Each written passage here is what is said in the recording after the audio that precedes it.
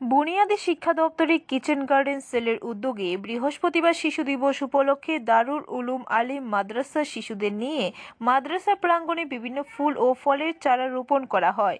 উক্ত অনুষ্ঠানে উপস্থিত ছিলেন স্থানীয় বিধায়ক শ্রী জিতেন্দ্র মজুমদার, রাজ্য কিচেন গার্ডেনের পরামর্শদাতা তথা বিধান শিশু উদ্যান মেধা অন্বেষার রাজ্য কনভেনার মনোজ রায়, অবসরপ্রাপ্ত শিক্ষক আব্দুল হক ও অবসরপ্রাপ্ত উদ্যান বিদ্যা দপ্তরের গোমতী জেলার অধিকর্তা দীপঙ্কর দে সহ মাদ্রাসার ভারপ্রাপ্ত শিক্ষক মোহাম্মদ ইকবাল হোসেন ভুঁইয়া ও অন্যান্য শিক্ষকবৃন্দ।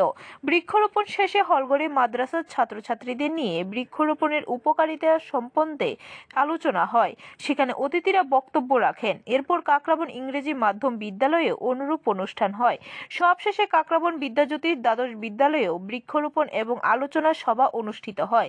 সেখানে বক্তব্য রাখেন বিধায়ক জিতেন্দ্র মজুমদার সহ অন্যান্য অতিথিরা। কাকরাবন উচ্চ বিদ্যালয় ও দ্বাদশ বিদ্যালয়ের ভারপ্রাপ্ত প্রধান শিক্ষক মান্না দেববর্মা ও আশিস দেববর্মা আলোচনা সভায় বক্তব্য রাখতে গিয়ে বুনিয়াদী বিভাগের কিচেন গার্ডেন প্রকল্পের ভূয়সী প্রশংসা করেন। মাদ্রাসা ও দুটি বিদ্যালয়ে 50টি ফুল ও ফলের চারা বিলি করা হয়।